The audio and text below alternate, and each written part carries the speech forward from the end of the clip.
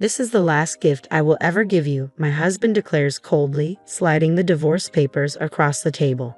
He confesses his plan to marry someone else, reducing me to nothing more than a financial asset he's used for years. The man I've shared so many intimate moments with has revealed himself to be utterly despicable. This marks the beginning of my tale of vengeance. My name is Helen, and this year, as I turn 52, I face a pivotal moment. Tomorrow isn't just another day, it's the end of a long period of debt that I will finally settle.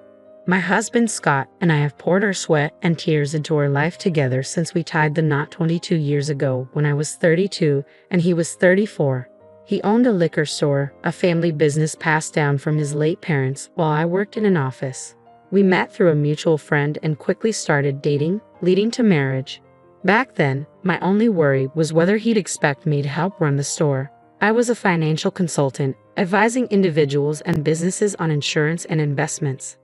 I earned a decent salary, loved my work, and was studying for a certification to further advance my career when Scott proposed. He assured me he supported my ambitions wholeheartedly.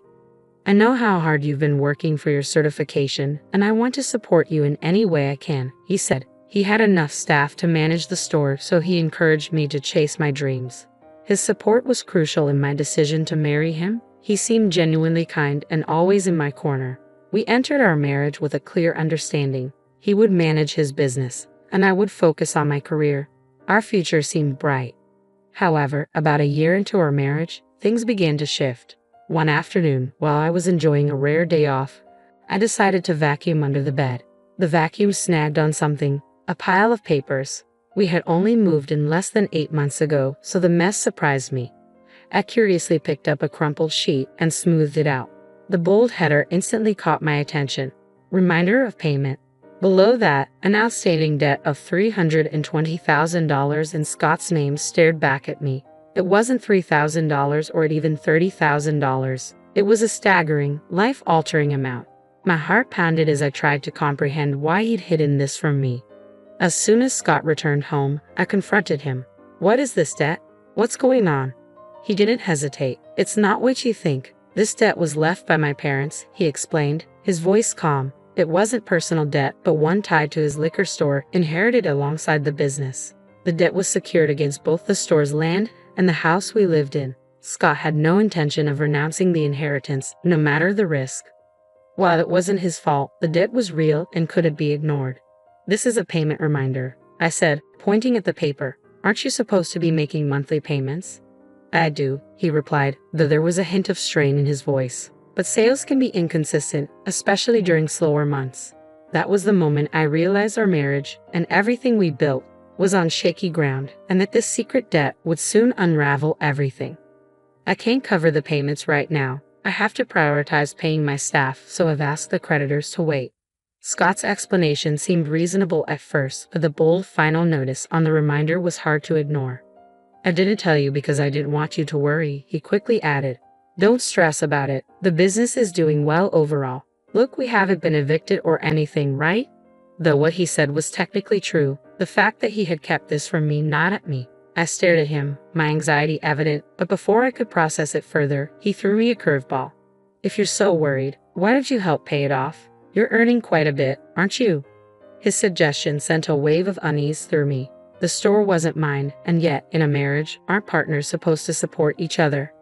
"My debt is your debt too," he added abruptly. "If my store went under, it would affect a lot of people.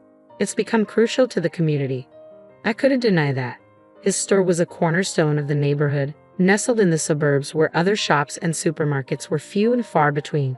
He didn't just sell liquor, he offered fresh goods like meat and fish and even provided a home delivery service. I'd been to the store many times, and I had seen firsthand how much the customers appreciated its presence. It wasn't just a business, it was a lifeline for many. "Please, I need your help with the debt," he pleaded, his eyes sincere. "I'll keep focusing on the business, but I can't do this without you." His dedication to his work was undeniable. The thought of the store closing wasn't just painful for him, it would also be a loss for the entire community. I felt the weight of the decision pressing on me. Being married means supporting each other through thick and thin. I reminded myself, if he was struggling, wasn't it only right for me to step in? "Okay, I'll help," I finally said, though my voice felt heavier than usual. I'll put as much as I can toward the debt every month from my salary. You focus on running the store." I agreed, hoping this would stabilize things. After all, while I could help financially, the store was his responsibility to manage.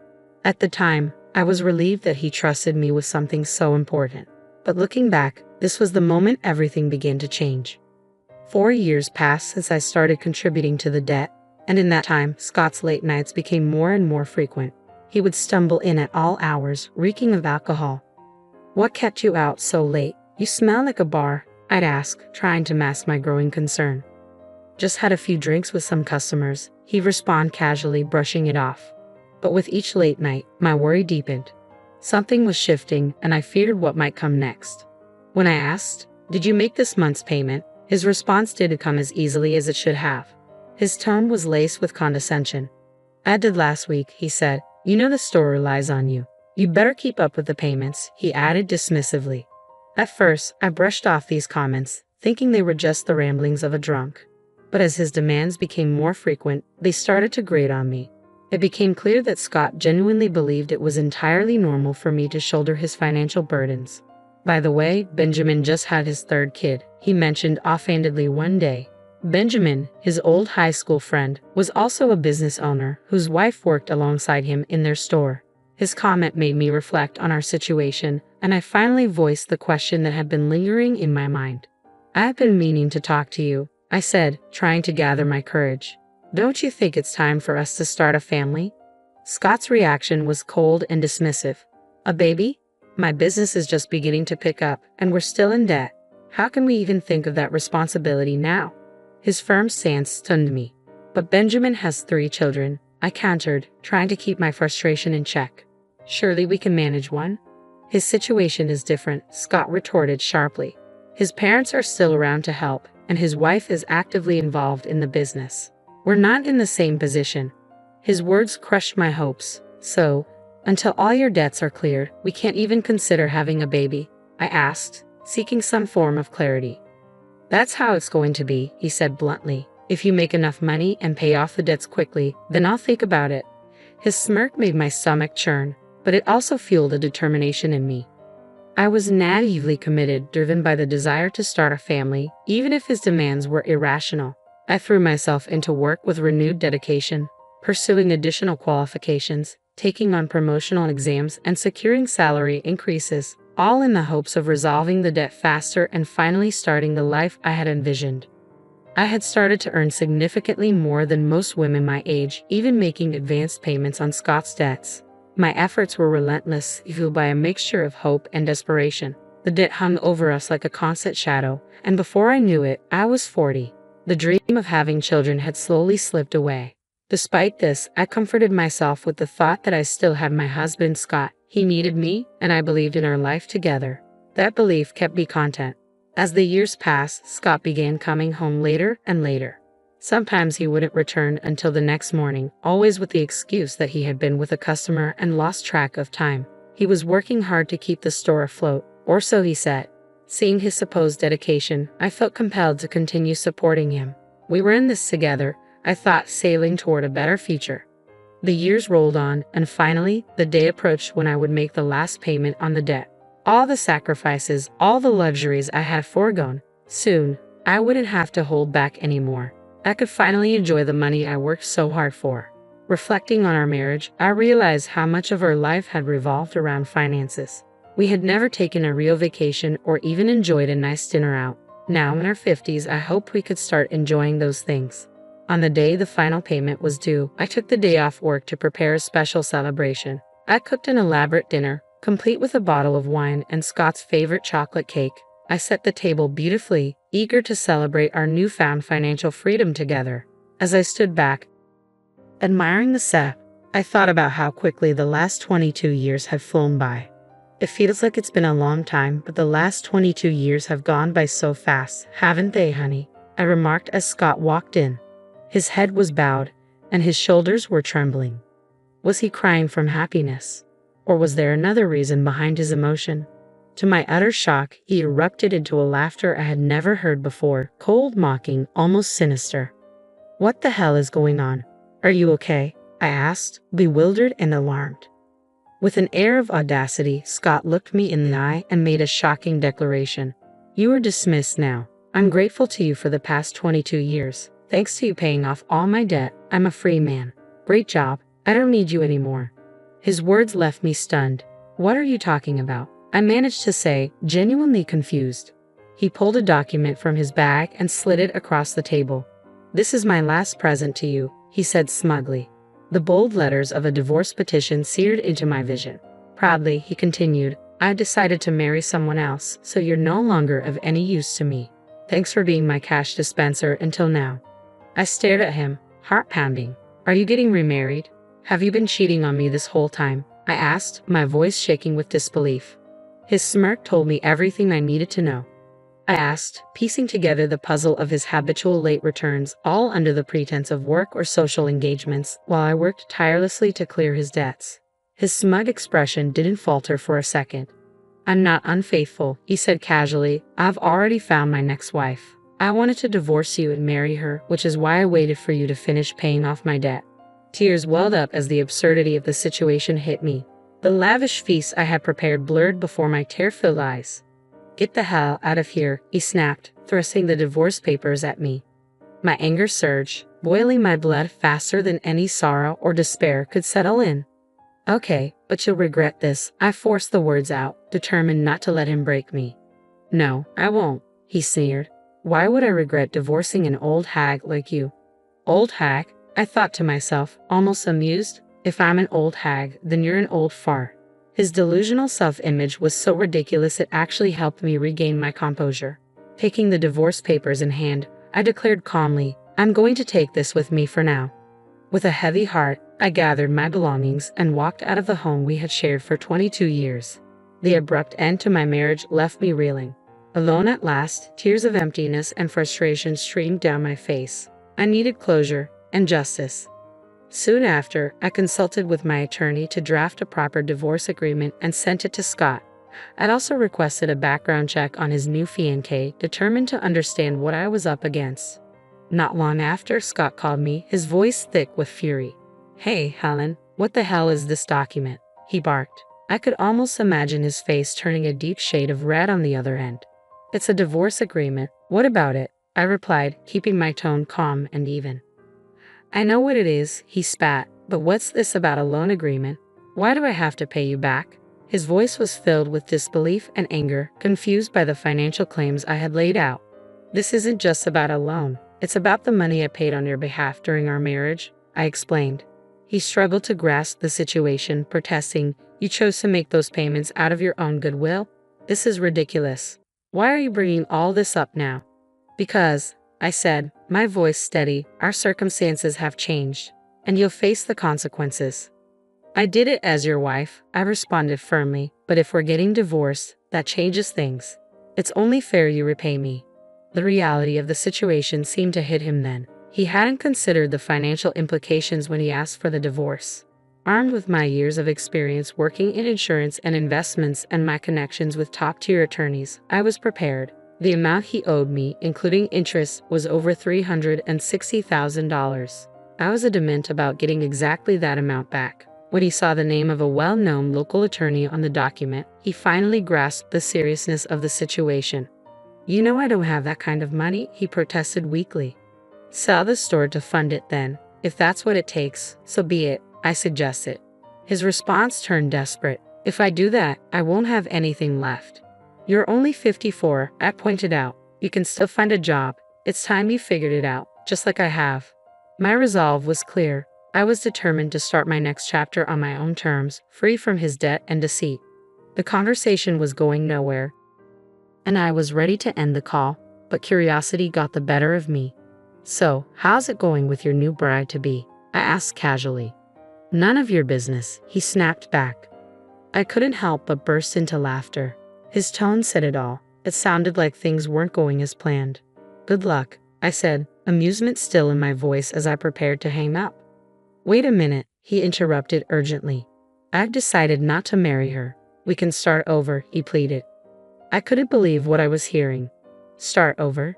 Don't kid yourself. I don't want you, I yelled, finally losing my patience. I hung up, my head spinning with disbelief.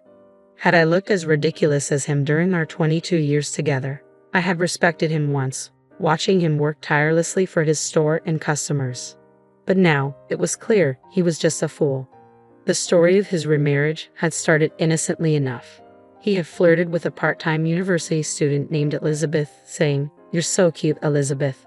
Will you be my wife?" She played along, jokingly responding, "Well, I'd think about it if you made me a full-time housewife."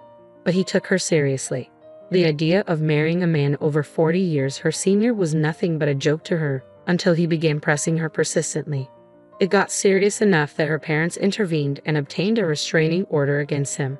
Reading the private investigator's report, I laughed so hard I started hyperventilating. All those nights he'd come home late, spinning stories of working late at the store. It had all been a lie, and the truth was utterly absurd. I used to think he was slaving away for his business, but in reality, he was spending his nights at bars and strip clubs, hitting on younger women, boasting about his so-called charm. "I'm surprisingly popular with young girls," he'd say, grinning smugly. "I'm a salesman, so I have this approachable aura. I get along with everyone." The report revealed the sad truth. His delusions were laughable. He'd tell the girls, "People often say I look young. Don't you think so?" They cringed, but he remained oblivious. To him, I was just a source of money, and his distorted view of himself turned him into a ridiculous figure, nearly landing him in legal trouble. Ironically, he wasn't unfaithful, not because he was loyal, but because he wasn't appealing enough to find a mistress. The whole mess started when his friend Benjamin became a grandfather. Enviously, my ex declared he wanted a grandchild too. I sharply reminded him that he could hardly afford to think like that while I was clearing his debts. He was humiliated. Looking back, I'm relieved I didn't waste my golden years with him. After we divorced, there was confusion over property division, but he didn't fight the settlement. My lawyer had a reputation for being tough, and it made me wonder how someone as spineless as him had ever run a business. In the end, he had to sell his shop to pay me off. Just before the sale, all his employees quit, and his customers were outraged that he was selling the family business to settle a divorce. It sent shockwaves through our community, but many felt he got what he deserved. The whole ordeal became a local spectacle, almost comedic in its absurdity. Even if he hadn't sold the shop, the negative publicity would have run him out of business eventually. Selling before hitting rock bottom was probably the only smart decision he made. Still, the sale didn't cover everything, so he's stuck working part-time to pay me back.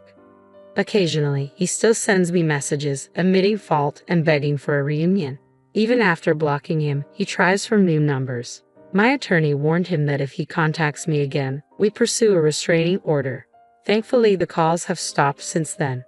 Looking back, I realize how fortunate I am to have escaped a life tied to his failures and fantasies. His desperate chase after a youthful mirage not only embarrassed him but also alienated everyone around him. Now, as he continues his part-time work to settle his debts, I'm grateful for the peace and independence I've found. His story is a cautionary tale about living beyond one's means and the dangers of refusing to accept reality. As for me, guess what I'm doing now?